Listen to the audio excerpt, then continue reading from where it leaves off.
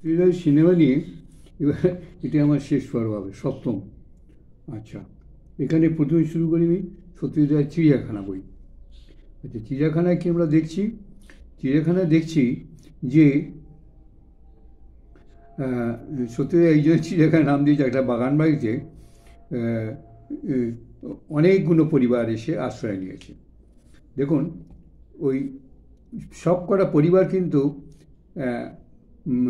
Practically নিজের পরিবার থেকে পরিত্যক্ত হয়ে একটা বাগান বাড়িতে আশ্রয় নিয়েছে। তো সেখানে সবকটাই পরিত্যক্ত তাদের নিজেদের স্বভাব চরিত্রের জন্যে।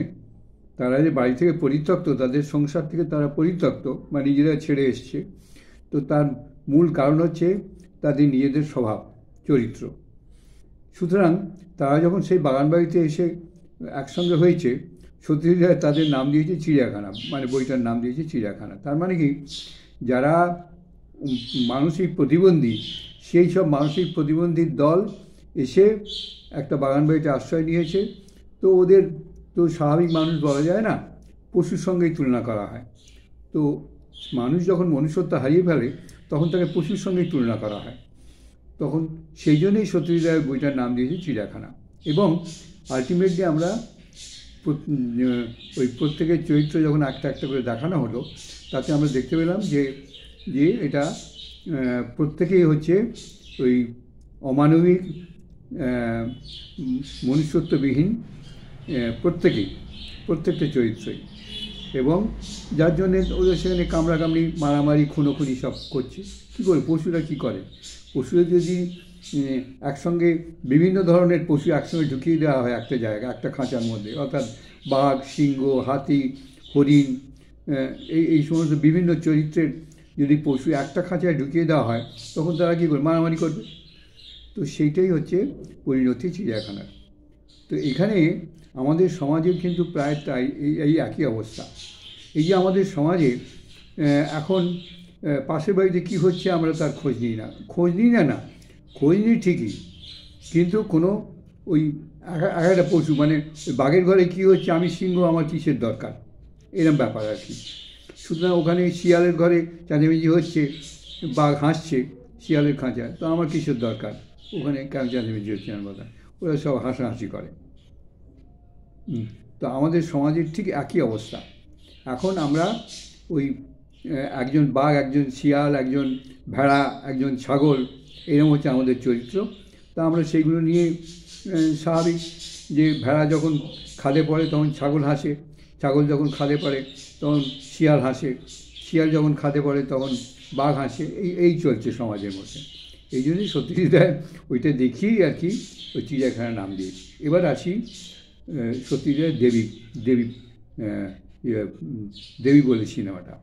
এখন দেবীতে কি দেখাচ্ছে, যে দেখুন, একজন বাড়ির কর্তা ব্যক্তি, যার হাতে সমস্ত রকম ক্ষমতা। তখন সমাজে এমন একটা অবস্থা ছিল যে কর্তা ব্যক্তির কথা সবাইকে শুনে চলতে হবে। এরকম ফ্যামিলিতে আমি থেকেছি, আমার মামা বাড়ি ছিলেন তাই। মেজদাদু বলে যিনি ছিলেন, তো মেজদাদু কথাতে গোটা বাড়ি চলবে, তার ইচ্ছে অনুযায়ী, তার কথা অনুযায়ী সব বাড়ি চলবে। তার অনিচ্ছা বিষয়ে কেউ কোনো ডিসিশন নিতে পারবে না। যেখানে অনিচ্ছা আছে, এই স্বাভাবিকভাবে সবাই হাসছে, খেলছে, ঘুরছে ওখানে। তো ভেরি ফর্চুনেটলি আমার মেজদাদু যদিও মদ খেতেন, কিন্তু অত্যন্ত সুসংস্কৃতি সম্পন্ন মানুষ ছিলেন, যার জন্যে সেরকম ধরনের কোনো অশান্তি হয়নি। আর এখানে দেখাচ্ছে যেটা দেবীতে, সেটা হচ্ছে চৈ বিশ্বাস হচ্ছে বাড়ির শ্বশুরমশাই, এবং তিনি একটা মদমাতাল, শুধু মদমাতাল নয়, পাগল, একদম বদ্ধ পাগল বলতে পারেন, আমি মানসিকভাবে বদ্ধ পাগল। তো সেই পাগলামিটা সবার উপর চালাচ্ছে, ঠিক যেমন বর্তমানে আমাদের পশ্চিমবঙ্গের অবস্থা। বদ্ধ পাগলদের হাতে গোটা সমাজ পড়ে আছে। সুতরাং বদ্ধ পাগল যা করছে, সমাজকে সেটা মেনে নিতেই হচ্ছে বাধ্য হয়ে। এখন পাগলের হাতে সব ক্ষমতা, পাগলের হাতে এখন সমস্ত রকম ক্ষমতা, অর্থ, উবিত্ত, সমস্ত ক্ষমতা পাগলের হাতে। সুতরাং পাগল যা পাগলামি করছে, সেই পাগলামিগুলো সবাইকে মেনে নিতে হচ্ছে। তো তো এখানেও দেখাচ্ছে সেই দেবী এতে চৈ বিশ্বাস বাড়ির সবাইকে পাগল করে রেখেছে। ছেলের বৌমা এসছে, তো তিনি একটু চুপচাপ। তো বৌমা এসে এই ফ্যামিলির মধ্যে পড়ে সে শ্বশুরের চাপেতে সে তাকে দেবী বানিয়ে দিল। সে জানে সে তার যে অবস্থা, সাধারণ একটা বউ, তাকে দেবী বানিয়ে দিয়ে জোর করে তাকে দেবীর আসনে বসিয়ে দিয়ে তার মধ্যে ঈশ্বরের ভর হয়েছে, ভবতারণী তার মধ্যে। আমি এরকম ফ্যামিলি কিন্তু দেখেছি।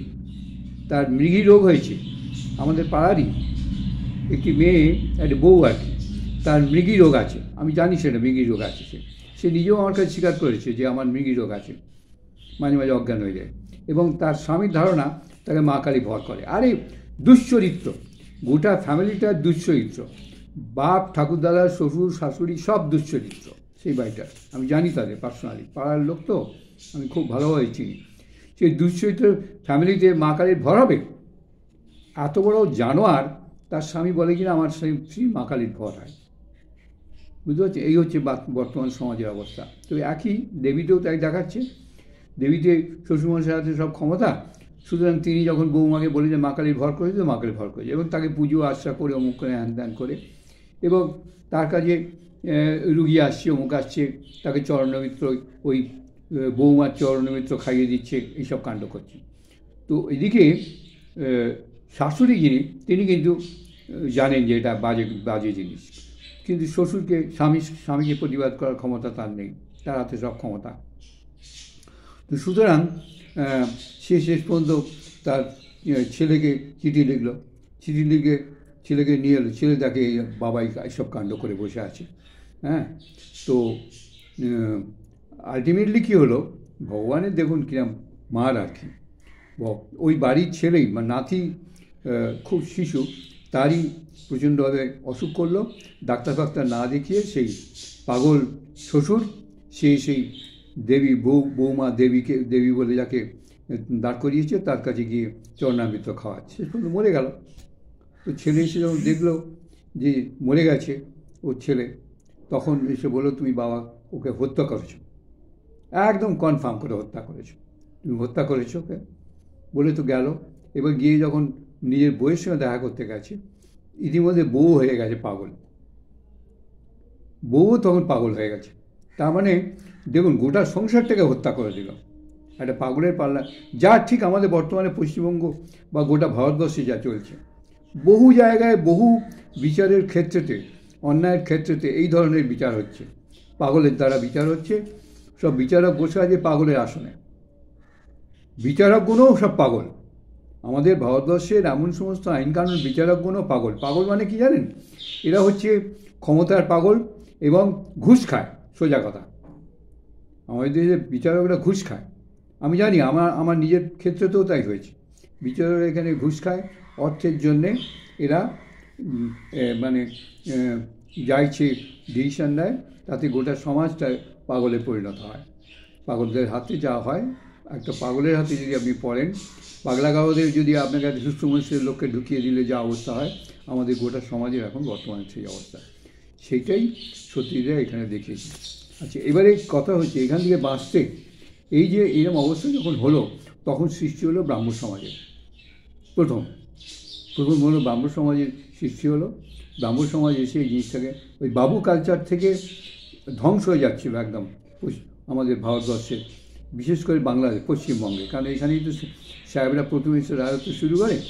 হ্যাঁ, তো এখানে বাবু কালচার এসে গোটা সমাজটাকে ধ্বংস করে দিচ্ছিল একদম, মানে বেশ্যাসক্ত, মদখোর, বেশিরভাগ বাবুরাই সব।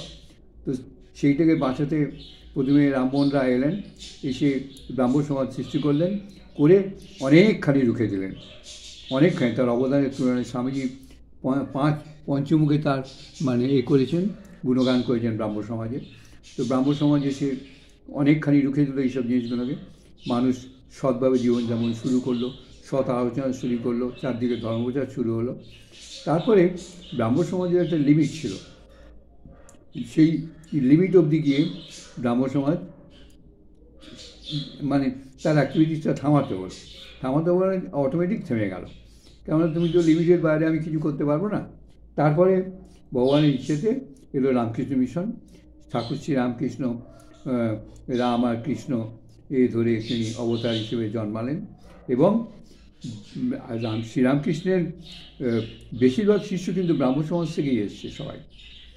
যখন তারা ব্রাহ্ম সমাজে পুরোপুরি তাদের মন ভরেনি, তখন তারা ব্রাহ্ম সমাজে শিফট করে স্বামী বিবেকানন্দ বলুন, রাখাল মহারাজ বলুন, বেশিরভাগই সব।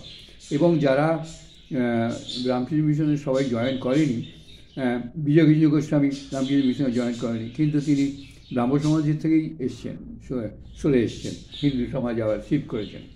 তারপরে তারাকৃষ্ণ বন্দ্যোপাধ্যায়, যিনি কাঠিয়াওয়া হয়েছিলেন পরবর্তীকালে। এরকম অনেক, কত নাম করবো, আমি তো সবাইকে চিনিও না, সবাই নাম বলতেও পারবো না আমি।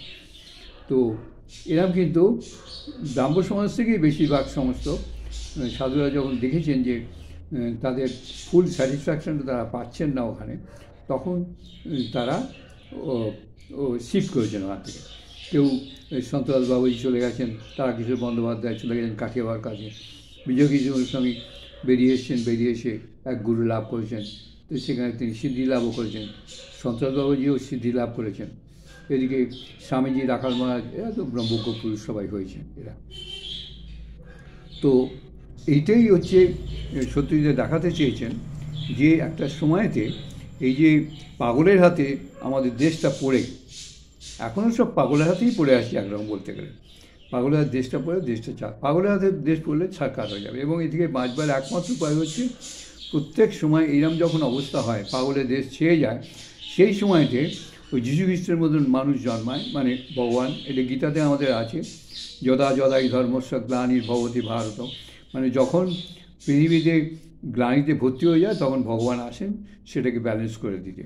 যেমনিভাবে যীশু খ্রিস্ট এসছেন, হজরত মোহাম্মদ এসছেন, বুদ্ধদেব এসছেন, শঙ্করাচার্য এসছেন, আর চৈতন্যদেব এসছেন, গুরু নানক এসছেন, এখন বর্তমানে এবার এসছেন শ্রীরামকৃষ্ণ। এসে এবারে 150 বছরের মধ্যে এই শ্রীরামকৃষ্ণের প্রভাব আমরা দেখতে পাচ্ছি সারা পৃথিবী ছড়িয়ে পড়েছে। এবং স্বামীজি একটা প্রেডিক্ট করেছিলেন, যে প্রেডিকশনটা 150 বছর ধরে যা যা প্রেডিক্ট করেছেন সবই হয়েছে।